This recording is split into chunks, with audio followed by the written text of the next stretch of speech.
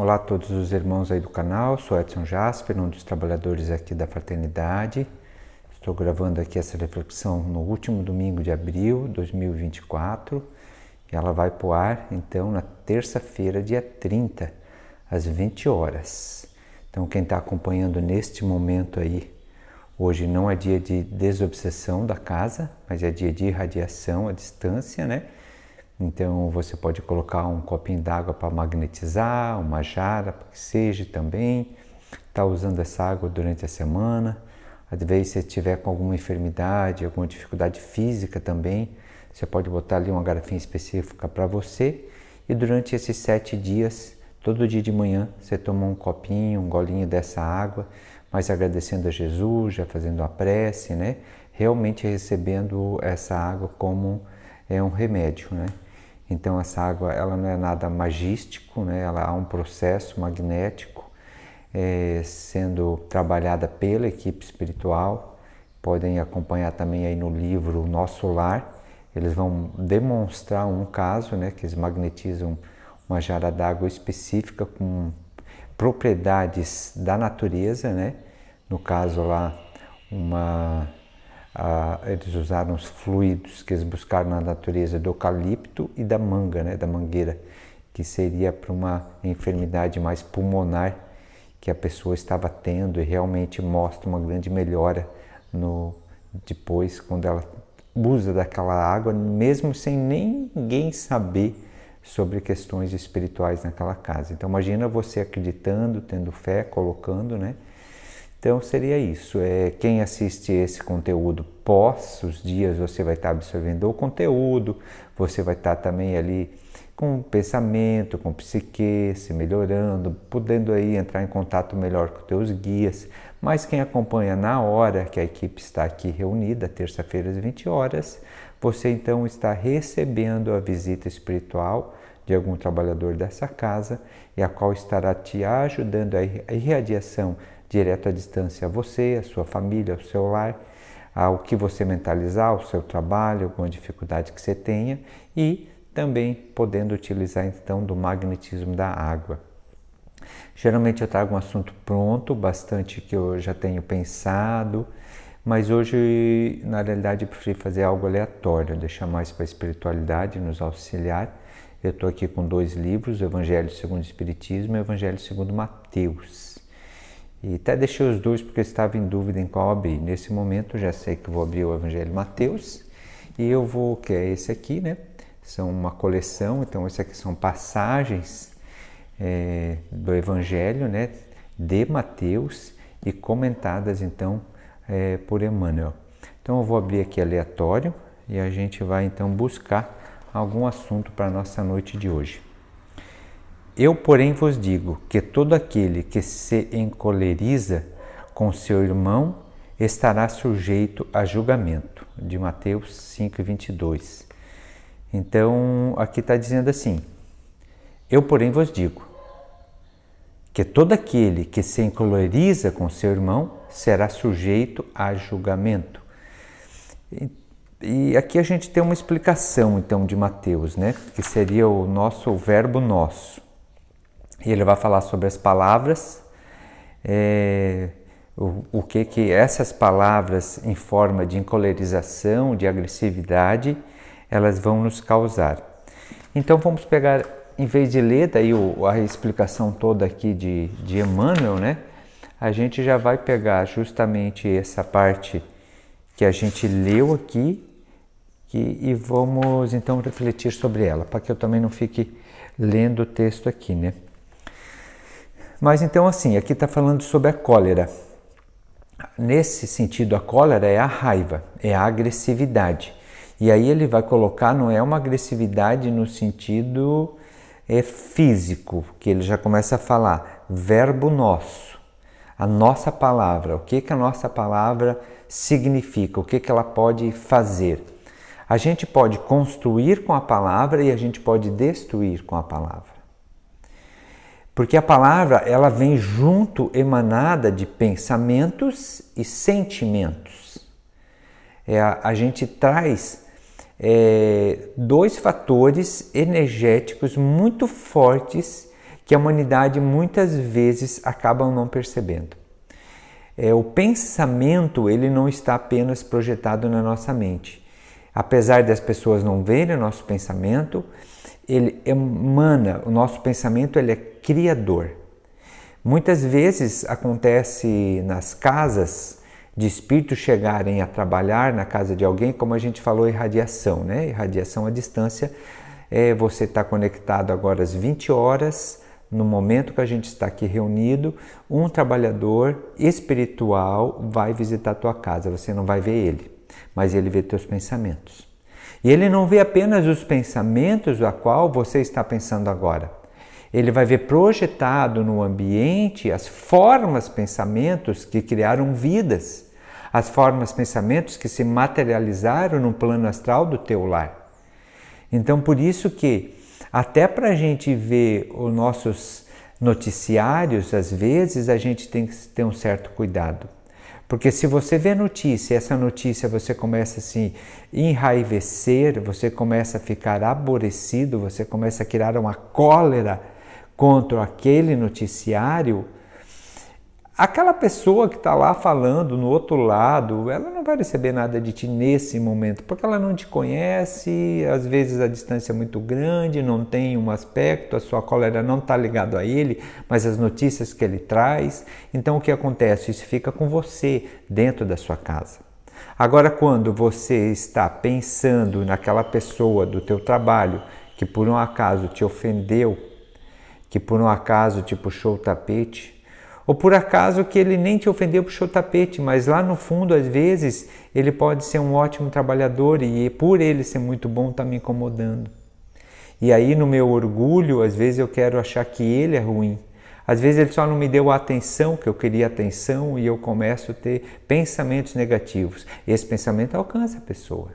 E se ela não estiver muito bem, ele vai atingir ela, ele vai receber aquilo. Só que daí eu estou, além de causando mal para mim, causando mal para o outro.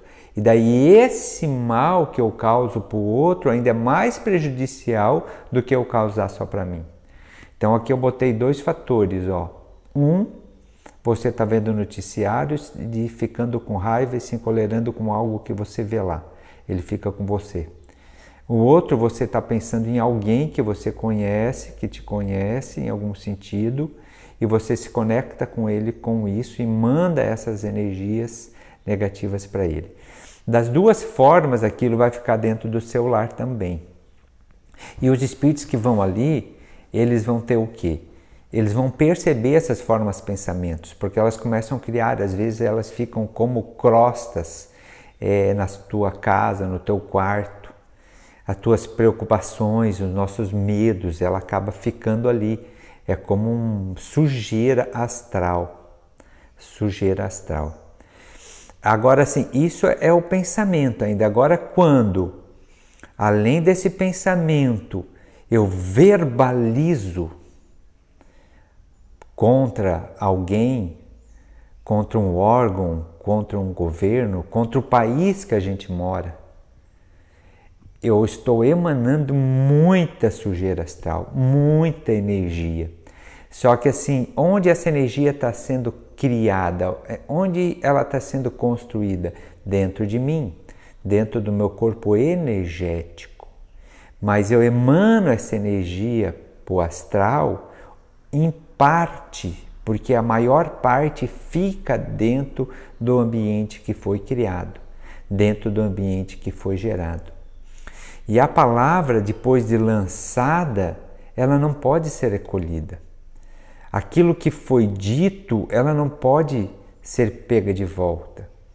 Então nós temos que cuidar muito com a nossa palavra, para que ela possa ser uma palavra construtiva para o processo universal, para que ela possa ser uma palavra a qual o próprio Cristo possa utilizar com os seus trabalhadores para que ajude no processo transitório do planeta Terra, para que ajude o nosso próximo.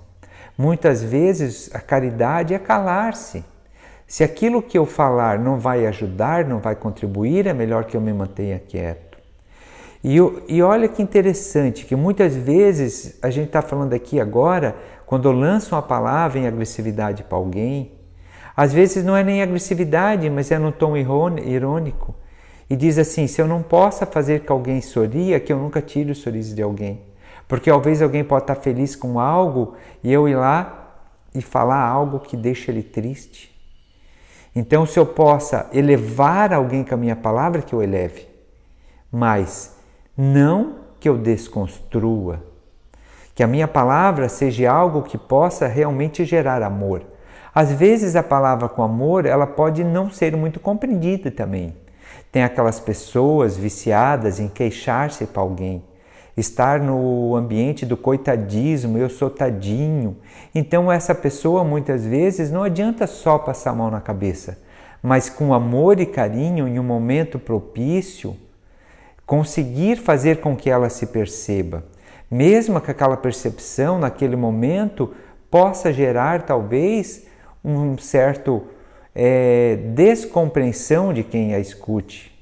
Porque muitas vezes o melhor amigo não é aquele que sempre concorda com a gente, aquele que sempre passa a mão na cabeça, mas o melhor amigo é aquele que nos fala aquilo que precisamos ouvir, aquilo que vai nos elevar, aquilo que vai nos fazer um processo melhor. Então o dom da fala e da palavra é algo extraordinário. Quando se fala como Deus fez o universo, Deus fez pelo verbo. Olha, onde está representado esse verbo? A fala, o verbo de Deus produziu o processo universal. É lógico que o fez pelo verbo é algo muito além da nossa compreensão. Mas em pequenez o nosso verbo, sim, ele pode construir e desconstruir. E como diz até um verso gaúcho, a palavra, depois de lançada, é como um animal que saiu ao pasto.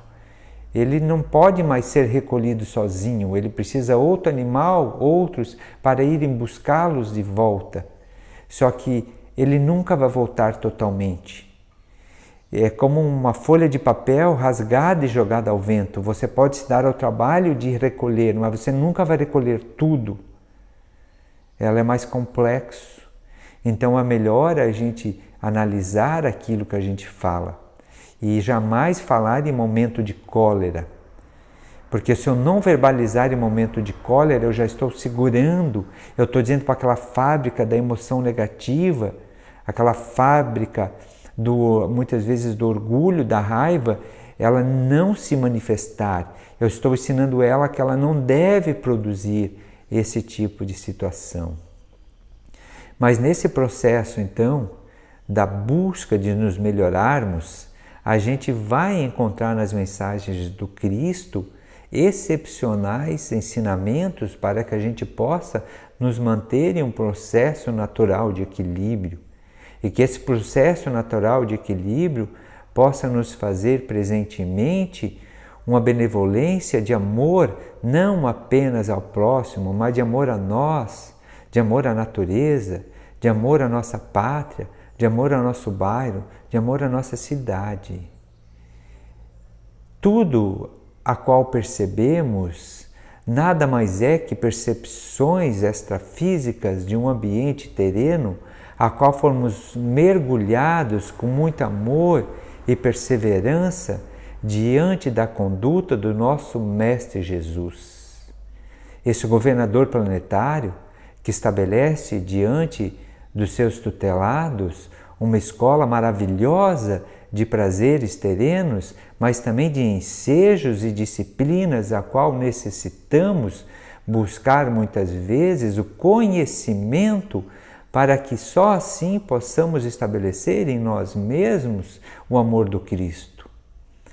Porque de cabeça baixa, olhos fechados, sendo guiada cegos por cegos, nada mais teremos à frente que encontrar o abismo, o ranger de dentes e a dor. Mas se pudermos resolucionar esses processos estabelecidos diante do propósito missionário, a qual na grande maioria estamos aqui, missões pequenas, missões grandiosas, missões com a minha esposa, missões com o meu filho, Missões comigo mesmo na procura de melhorar o meu processo de desenvolvimento enquanto ser humano. Outros com missões mais grandiosas, mas nada mais é que um processo terreno de aprendizado, a qual não estamos aqui simplesmente pela luxúria, e por este motivo que tanto nos é auxiliado, para não nos complicarmos além daquilo ao qual já estamos complicados, para que possamos, em cada momento de cólera, em vez de expressar essa negatividade, esse rancor, esse ódio, pensarmos que ótimo exercício para eu resgatar, para eu me exercitar a estar bem em um momento de dificuldade. Como podemos nos melhorar se não nos momentos difíceis? Como podemos aprender se não exercitando?